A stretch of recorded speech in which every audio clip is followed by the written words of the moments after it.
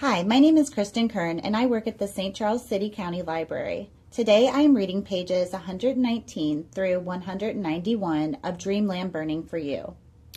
William, 119 through 135. A week after William's father agrees to sell Joseph a Victrola, William runs into Ruby. She rescues his hat after it's been blown away by the wind, but in doing so, she causes a near accident with a milk delivery truck. William steps in to save her from the angry driver, even paying for items damaged. Ruby seems to be unfazed by the encounter, but William senses the danger Ruby could have found herself in. William upsets Ruby when he yells at her, and when he wipes her tears away to comfort her, he realizes this is the second time in his life that he's ever touched a black person. Ruby then tells him that she was actually looking for him for a reason. She wants him to write a receipt for Joseph when he makes his payments. William agrees. William misses his opportunity to give Joseph his receipt, but he decides to hold on to it and give it to him the next time he sees him. Later, William runs into Vernon Fish and helps him carry a package into Vernon's store. When Vernon instructs William to open the package, Will discovers it contains a KKK hood and robes. Vernon also brandishes a gun at William, introducing him to his pistol he calls Maybelle. Rowan, 136 through 147. Rowan, still upset about her argument with James, struggles with telling her mom and dad about her internship at the clinic. On her way back to work, she sees Arvin, but she purposely ignores him. Her uncertainty about him and perhaps her own internal bias makes her question whether he's safe to be around. Rowan learns that she'll be shadowing Dr. Woods. After work, she drops by James' house to see if he'll finally talk to her. They make up and begin to further their research into the body found in Rowan's home. Rowan tells James that Geneva discovered the word Maybelle etched into the metal of the gun. The receipt for J. Goodhope found on the body was written 4 days before the Tulsa riots began. They speculate that perhaps the body could be that of a black person, hidden or killed during the riots. William, 148 through 158. Vernon tells William the story of his gun, Maybelle, and how he put 3 notches in its barrel the day after he got it. 2 of the people he killed were black men. Each, Vernon claims, were committing crimes when he shot them. After Vernon runs into Joseph and tries to give him the receipt Ruby requested, Joseph refuses the receipt, telling William, "The rules aren't the same for me as they are for you."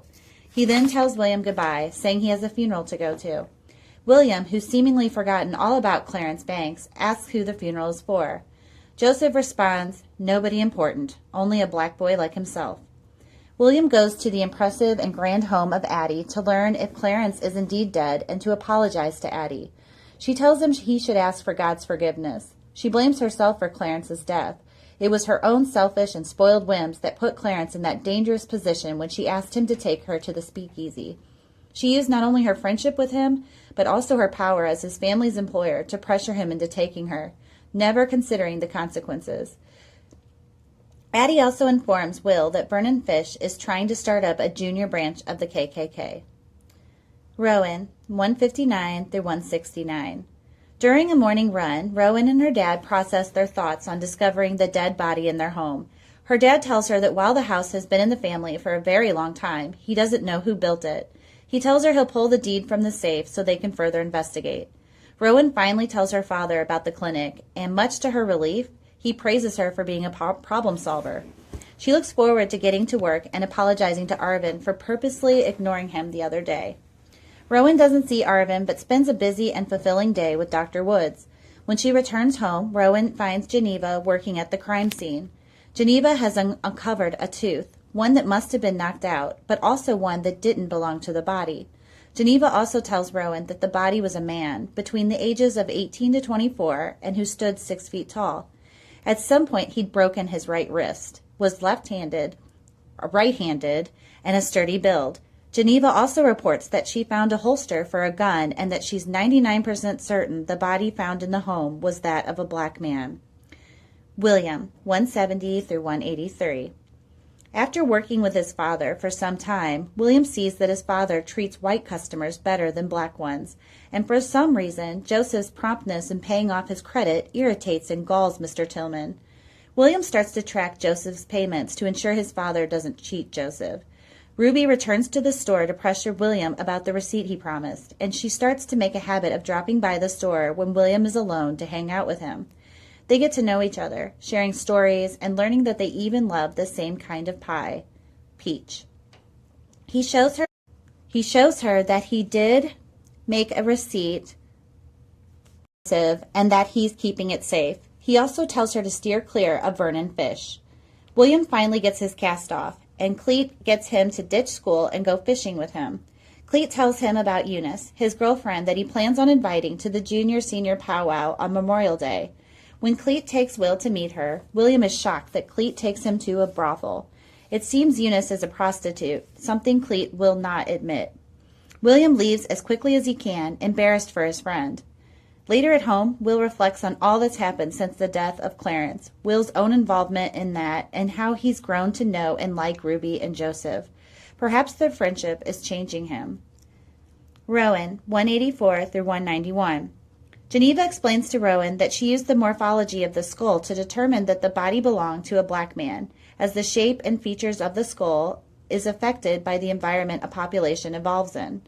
Rowan ponders on how much can be determined about a person just based upon their skeleton. Regardless if that body uncovered in Rowan's home is black or white, she knows it was murdered.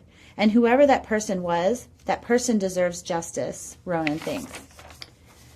Rowan's mom is also proud when Rowan finally tells her about her job at the clinic. She tells Rowan that the clinic is named for A.C. Jackson, a black Tulsa doctor who was murdered during the Tulsa riots. Rowan also learns that her mother's own family lost a loved one during the riots, and the family wouldn't talk about it for many years. Rowan presses her mother to explain why the burning and looting of Greenwood has been seemingly covered up, why no one knows about it or will talk about it. Rowan and her mother also discuss what the correct word is to use. Was it a riot? A massacre? Rowan's mother explains that what happened in 1921 was the result of racism and anger, and that some of those same feelings linger on in the world today.